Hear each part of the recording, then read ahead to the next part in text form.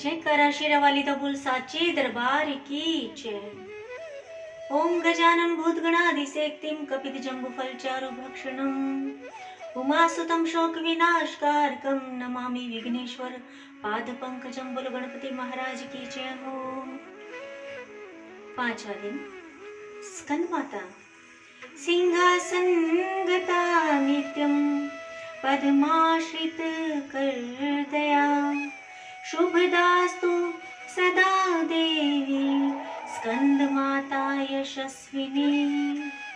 माँ दुर्गा जी के पांचवें स्वरूप को स्कंद माता के नाम से जाना जाता है। ये भगवान स्कंद कुमार कार्तिकेय नाम से भी जाने जाते हैं।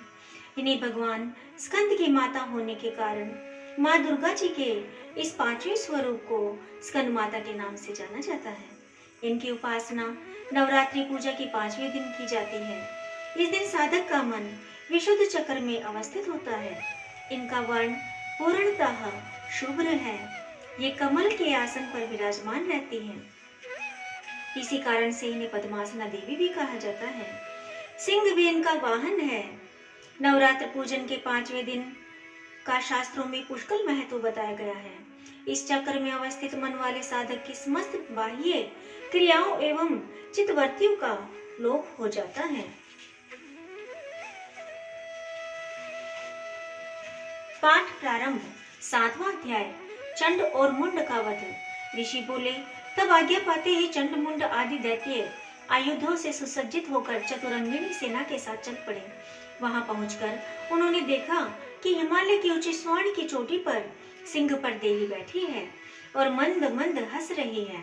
इस प्रकार उसे देखकर पकड़ने की चेष्टा करने लगे। किसी ने धनुष चढ़ा लिया, किसी ने तलवार संभाल ली एवं कितने ही देवी जी के पास पहुंच गए। तब अंबिका जी उन शत्रुओं के प्रति क्रोध में आ गई। तब तो भयानक मुख वाली काली देवी तलवार तथा पाश लिए प्रकट हो गई। उन्होंने अद्भुत सा खटवांग धारण किया हुआ था। नरमुंडों की माला शोभित थी। चीते के मर्ग की साड़ी पहने हुए थी।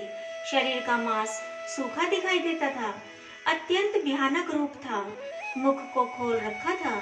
लपलपाती हुई जीवा और भी भयानक थी। धसी हुई लाल लाल आंखें थी। गर्जना से सभी दिशाओं को भर दिया गया था। तब तो वह बड़े वेग से दैत्य सेना पर टूट पड़ी।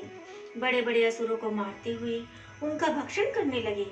उन पाशार्व रक्षकों को, अंकुशधारियों को, महावत तथा योद्धाओं को, घंटों के साथ कितने हाथियों को एक ही हाथ से पकड़कर मुंह में डालने लगी। वैसे ही घोड़ों के साथ रथों को एवं सारथियों को मुंह में डाल डालकर अत्यंत भयानक रूप से दांतों से उन्हें चबाती जाती थी। किसी के केश पकड़ लेती तो किसी की गर्दन दबा डालती, किसी को पैरों से दबोच लेती तो किसी को छाती से धकेल कर मार गिराती। असुरों के द्वारा छोड़े हुए अस्त्र शस्त्रों को मुंह से पकड़ती जाती और दांतों को पीसती जाती। काली जी ने इस प्रकार बलवान दुरात्मा असुरों की वह सेना कुचल डाली। कितने ही असुरों को मार दिया। उस देवी ने कुछ एक तलवार से काट गिराए, कुछ एक खटवांग से पीट दिए गए, कुछ एक दांतों से कुचल दिए। क्षण भर में राक्षसों की वह सारी सेना मार पीट कर गिरा दी। यह देख चंड और उस भयानक काली की ओर दौड़ा। इधर महासुर मुंड ने भी महाभयंकर बाणों की वर्षा से एवं सहस्त्रों चलाए हुए चक्रों द्वारा उस भयानक आंखों वाली देवी को ढांप दिया। वे अनेक चक्र देवी के मुख में प्रवेश करते हुए इस प्रकार दिखाई देने लगे जैसे बहुत से सूर्य बिंब बादलों के पेट में समाते जा रहे हो। तब तो जिसके भयानक मुख के भीतर जिसको देख सकना भी कठिन था, ऐसे दांतों के प्रकाश से दमकती हुई अत्यंत क्रोध में आकर भयानक गर्जना करती हुई वह काली भीषण अट्टहास करने लगी। तब हूं करती हुई बड़ी तलवार लिए हुए देवी चंडी पर कूद पड़ी। उसे बालों से पकड़कर उसी तलवार से झट चंड का सिर काट दिया। तब चंड को इस प्रकार मारा गया देखकर मुंड देवी की ओर दौड़ा। कुपित काली ने तलवार से मारकर पृथ्वी पर मुंड को भी गिरा दिया। महाबली मुंड को भरा हुआ देखकर और सेना का नाश देखकर शेष सेना भयभीत होकर इधर उधर भाग गई। अनंता काली जी ने चंड तथा मुंड के सिर हाथ में ले लिए। फिर भयानक अट्टहास करती हुई चंडिका के पास पहुंचकर बोली, मैंने यह चंड और मुंड नामी महापशु आपकी भेंट चढ़ा दिए। अब तो शुंभ निशुंभ का आप स्वयं वध करना। ऋषि बोले, अपने सम्मुख लाए गए चंड मुंड महासुरों को देख कल्याणी चंडिका काली से ललित वचन बोली, हे देवी कालिके, क्योंकि तुम चंड मुंड को लेकर मेरे पास आई हो। इस कारण लोक में चामुंडा नाम से तुम्हारी ख्याति होगी। बोलो चामुंडा मैया की जय।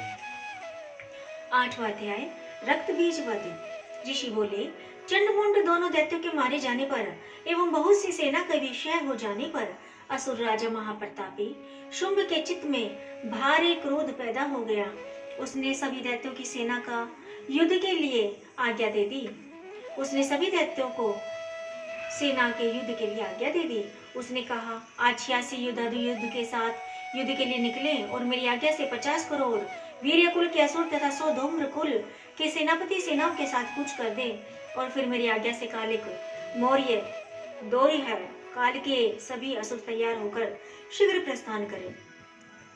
भयंकर शासन करने वाले असुर शुंभ ने इस प्रकार आज्ञा देकर स्वयं भी बहुत सी सेनाओं के साथ प्रस्थान कर दिया। जब चंडिका ने देखा अब इस ओर भयानक सेना लेकर निशुंभ आ रहा है, तब तो उन्होंने अपने धनुष की टंकार करके पृथ्वी आकाश के मध्य भाग को पहुंचा दिया। हे राजन, उस समय सिंह ने भी बड़ी भारी गर्जना की। फिर अंबिका जी ने घंटा बजाकर उस गर्जना को और भी बढ़ा दिया। उस शब्द को सुनकर दैत्य सेनाओं ने आकर चारों ओर से देवी, सिंह और काली को क्रोध के साथ घेर लिया। इसी अवसर के मध्य में हे राजन, दैत्यों के नाश के लिए तथा देवताओं की वृद्धि के लिए अत्यंत बल एवं पराक्रम से संपन्न होकर ब्रह्मा, विष्णु, शिव, कार्तिक स्वामी, इंद्र आदि देवों की शक्तियां उन्हीं के शरीरों से निकलकर उन्हीं वस्तुओं से संपन्न होकर वह देवता शक्ति वही रूप धारण कर दैत्यों के साथ युद्ध करने आ गई। ब्रह्मा जी की शक्ति, जिसे ब्रह्माणी कहा जाता है, जो हंसों से जुते हुए विमान पर आरूढ़ थी, अक्षय सूत्र कमंडल से शोभित थी, सबसे प्रथम उपस्थित हुई। महेश्वर की शक्ति वृषभ पर विराजमान, सुंदर त्रिशूल धारण किए, महासर्पों के कंकण धारण किए, मस्तक पर चंद्र रेखा सुशोभित थी, वह मातेश्वरी शक्ति आई। कार्तिक स्वामी की शक्ति हाथ में शक्ति लिए मोर पर आरूढ़ ग्रहीय रूपिणी कुमारी अंबिका शक्ति दैत्यों से युद्ध करने आई। वैसे ही विष्णु की शक्ति गरुड़ पर सवार होकर शंख, चक्र, गदा, शांग एवं खंग हाथ में लिए वह वैष्णवी शक्ति आ गई। यज्ञ वारा का विचित्र रूप धारण करने वाले विष्णु की वारा शक्ति वैसा ही शरीर धारण करके वहां आई। नरसिंह जी के समान शरीर को धारण किए गर्दन के बालों के फटकारने से आकाश के तारों को बिखेरती हुई नारसिंह की शक्ति वहां पर पहुंची। इंद्र की शक्ति इंद्र के समान रूप वाली 1000 नेत्र धारण किए वज्र हाथ में लेकर ऐरावत गजराज पर आरूढ़ होकर वहां आ गई।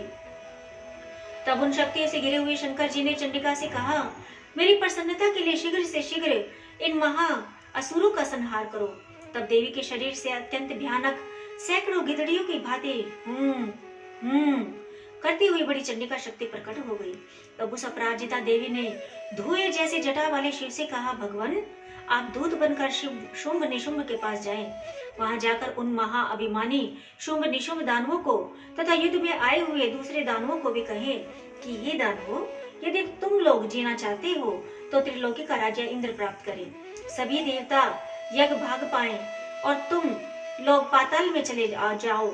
यदि तुम्हें कुछ बल का अभिमान हो और युद्ध की अभिलाषा हो तो आ जाओ, ताकि तुम्हारे मांस से गिदड़ियां तृप्त हो जाए। इस दूत रूप में स्वयं शिव को ही देवी जी ने नियुक्त किया। वह शिव शक्ति संसार में शिवदूती इस नाम से विख्यात हुई। जब शिव द्वारा कथित देवी जी के वचन उन महासुरों ने सुने तो बड़े क्रोध में आ गए और जहाँ कात्यायनी देवी स्थित थी उस ओर बढ़ने लगे। वहां कुपित होकर उन देव शत्रुओं ने बाण, शक्ति, रिष्टि आदि आयुधों से देवी जी पर पहले वर्षा करना आरंभ कर दिया।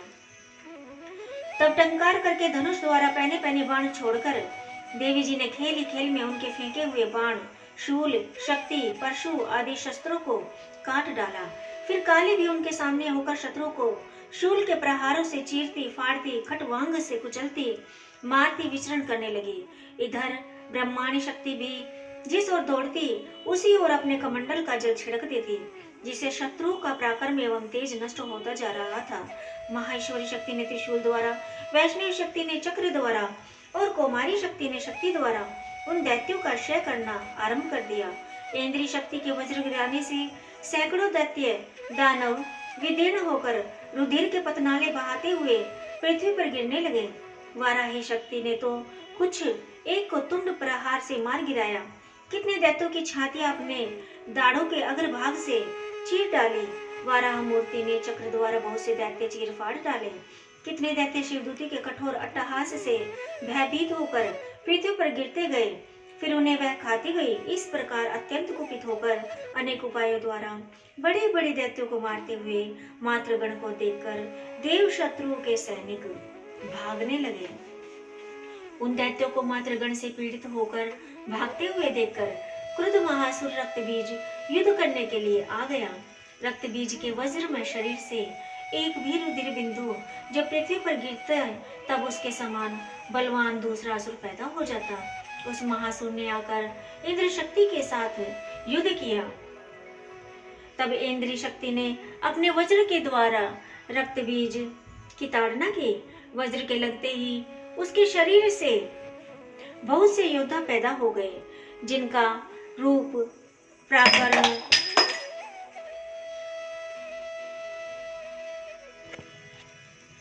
जितने भी रक्त की बूंदें शरीर से गिरती थी, उनके उतने ही उसके सदृश बलवीर्य पराक्रमी पुरुष उत्पन्न हो गए। वे रक्त से उत्पन्न हुए पुरुष भी अत्यंत भयानक अस्त्र शस्त्र से सुसज्जित होकर मातृगणों के साथ युद्ध करने लगे। फिर इंद्री ने वज्र से उसका सिर शत विशत कर दिया। उसे रुधिर बह उठा। तब हजारों पुरुष उस रुधिर से पैदा हो गए। वैष्णवी के चक्र से शत होने पर उसके शरीर से जो ही रुधिर स्राव हुआ, उसे हजारों उसी के समान महासुर पैदा हो गए, जिनसे संपूर्ण जगत भर गया। कुमारी ने शक्ति से उसे मारा। वाराही ने तलवार से, माहेश्वरी ने महासुर रक्तबीज का त्रिशूल से हनन किया। उस दैत्य ने भी गदा द्वारा सभी मातृगणों को पृथक पृथक मारा। उस समय रक्तबीज बड़े क्रोध में समाविष्ट था। शक्ति शूल आदि आयुधों से कई बार विषत होने पर उसके शरीर से रक्त प्रवाह के पृथ्वी पर गिरते ही सैकड़ों असुर उत्पन्न हो चुके थे। दैत्य के रुधिर से उत्पन्न उन असुरों से सारा जगत व्याप्त हो गया। देवताओं को डरा एवं उदास देखकर तब शीघ्र ही चंडिका ने काली से कहा, चामुंडे, अपना मुख तुम अधिक विस्तार से फैला लो। मेरे शस्त्र के प्रहार से गिरते हुए रुधिर बिंदु और बिंदुओं से उत्पन्न महादैत्यों को अपने वेगवान मुख द्वारा खाती जाओ और युद्ध भूमि में रुधिर उत्पन्न इन महादैत्यों का भक्षण करती घूमती रहो। इस प्रकार कहकर चंडिका ने रक्तबीज पर त्रिशूल से प्रहार किया। फिर काली ने रक्तबीज का रुधिर मुख से ग्रहण कर लिया। उस दैत्य ने भी चंडिका पर गदा चलाई, किंतु उस गदापात द्वारा चंडिका को कुछ भी वेदना न हुई। रक्तबीज के शत विषा शरीर से जो बहुत से रुधिर गिरने लगा, उसे चामुंडा मुख द्वारा पीती गई और जो रक्तपात से दैत्य खा डाले, रक्तबीज का रुधिर भी पी डाला। तब देव ने शूल, वज्र, तलवार, रिष्टि और आदि आयुधों से ही उस महासुर रक्तबीज को मार दिया। शस्त्र समूहों से आहत होकर वह पृथ्वी पर गिर पड़ा। हे राजन, रुधिर तो उसका चामुंडा ने ही पी लिया था। उसकी मृत्यु होने पर देवता परम प्रसन्न हुए। मातृगण उसके रुधिर पान के मध्य से उन्मत्त होकर नृत्य करने लगे। जय माता।